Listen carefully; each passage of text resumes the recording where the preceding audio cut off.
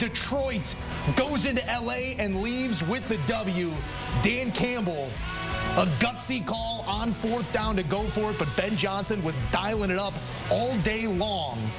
And that 4th down play, no exception to that rule, would set up the field goal and eventually a win for the Lions. Now 7-2 following a 41-38 win in Los Angeles.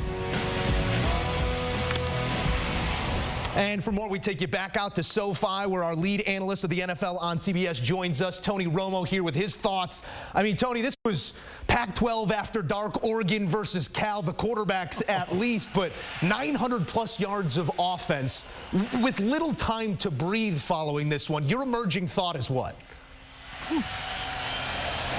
Wow, that was a good call on the Pac-12 there. I sit there and you watch this game, and I was like trying to put like my pulse on like what it was, because you're always like, okay, this is what's happening, but it was so random.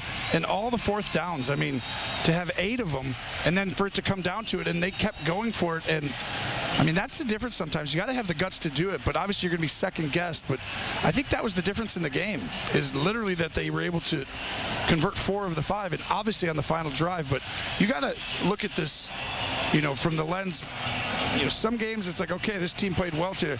This Lions team is so complete.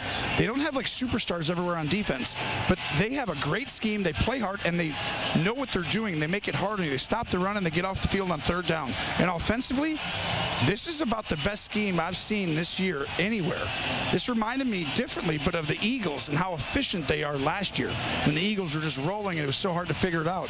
You got to give Ben Johnson and Jared Goff a ton of credit. Impressive what they're doing right now. 954 yards of total offense, and a big decision there on 4th and 2 to go for it, get the sticks, keep some clock away from a quarterback who was balling out on the other side. You mentioned Ben Johnson. Phone's going to be ringing here in the offseason, no doubt about it, but getting to those wrinkles in a spot like this, the confidence in play calling requires what at this level? Well, I think the biggest thing is he's learned since he's been there what Goff does well on this team, but he makes it difficult because I've always said if you can make things look the same and have 3 or 4 things off of it, and their foundation starts with the play action game. In other words, a simple handoff. Then the next time it's a play action behind you to St. Brown. The next time it's a fake handoff to a screen back to the running back who comes over here. The next time it's a fake handoff to here, and then they throw just a crossing route over here. And it just, everything looks the same, and it's so hard to deal with. And I think they've built this team, though, from the inside out. This offensive line is why they're never going to get pushed around. They're going to keep them in every game like the Cowboys have done for so many years. This is a formidable team. I honestly believe they're as complete a team as we've done this year at this point. Well, the record, certainly reflects that here with an impressive road win here by the Detroit Lions. On the other side of this one, Tony, it feels like we have the same conversation week in and week out regarding the Chargers. They always find themselves in these situations, and they seldom show up as who they need to be in them. They show up this Sunday and be who they need to be and still don't get the result. How do you keep getting up off the mat if you're Justin Herbert and company?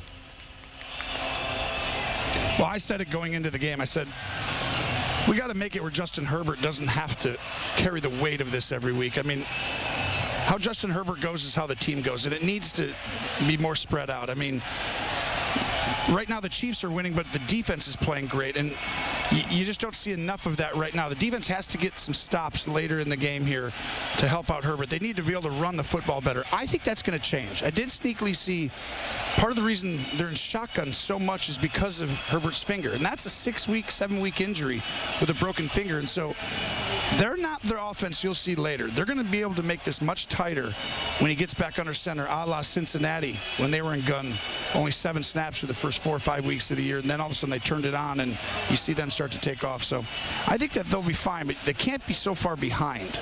I think the Chargers will turn on, but they've really got to look in the mirror and find a way that Herbert doesn't have to take the weight of the organization every week on his shoulders. That's Tony Romo on the tail end of another great one on CBS. Tony, we appreciate your time as always. Thanks. Appreciate you guys. All right, back in studio alongside Ryan Wilson here to go a bit deeper on this one. And I want to take you to that fourth down decision by Dan Campbell. Ben Johnson is dialing it up all afternoon long. Obviously, that's heartening in a situation to know your play caller is going to go somewhere good with this. But to execute, not only that, but to make that decision to not kick and leave some clock for Justin Herbert, just how impressed were you by the belief in those moments here by the Detroit Lions? Here's the thing about Dan Campbell. So when he was hired, we talked about biting kneecaps and how you would run through a wall for him.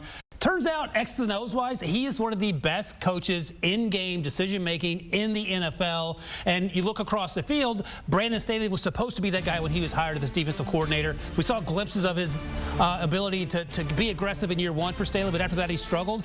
Dan Campbell will do what is right for his team time and time again. We saw at the end of the first half in terms of the clock management there. And then to go for it on fourth down says, number one, I trust you, Jared Goff. Number two, I trust you, rookie Sam Laporta, who got hot late, didn't do much early, but then you could rely on him when you needed him. And then I trust you, Riley Patterson, to make the kick and get us to where we need to go. And by the way, sometimes these decisions don't work out, and sometimes you lose these games. But this team has been, they've sort of created their own luck. I don't want to say they've been lucky. They played hard. They've executed, and Tony Romo just talked about the execution and the high level in which they're doing that. And then they're rewarded when they do make the decisions that lean in their favor when you look at the statistics overall. So credit to Dan Campbell. And, you know, Joe, we sit in agreement and watch these games, and we wonder why certain coaches do certain things in certain situations. It is rare that we have that conversation about Dan Campbell because he seems to be, in addition to be a guy you will run through a wall for, on his P's and Q's in the moment. It's never too big for him, and every single time it feels like he's making the right decision. Gives you the tools you need to succeed. Maybe that is the situation. In this one, success is what they find here. And for all the hemming and hawing over past weeks about low-level offensive matchups, stinkers here and there, well, you just got 79 points, 954 yards of total offense, and a game decided in the final seconds. This was a classic in terms of what we've seen this season offensively. I want to take you to the other offense here in Justin Herbert. And the simple question is, what's a guy got to do? 4 touchdowns, an interception, threw some fantastic balls, and this is a guy that we've been critical of in moments this season as well. What more can Justin Herbert do, or as Tony Romo just told us, is this an issue elsewhere on the roster? He does need some help. I think Tony's right about that. The other issue, of course, Josh Palmer's out. Mike Williams tore his ACL. So you're down 2 playmakers, and 2 of your most important playmakers outside of Keenan Allen and Austin Eckler. You have Quentin Johnson, the rookie who they took late in the first round, who hasn't quite developed in the same conversation as a Zay Flowers or Jordan Addison, the 2 players drafted right after him. Time machine speaking-wise, you probably go back and take one of those players, but here we are. The other thing is, Joe, and we were talking about this early in this game, what is going on with Justin Herbert's accuracy? It's hard to imagine that it's the finger on his non-throwing hand that's causing it, and then he just decided to, okay, I'm going to Justin Herbert it up.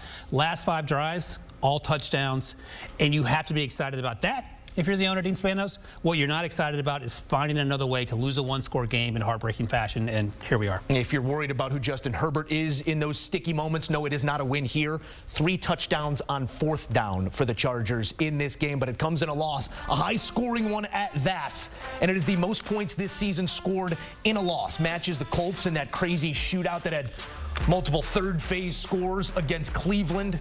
38 points. You think you come home with the W? Nope. Think again. The Lions back in the win column. 8-2 this season.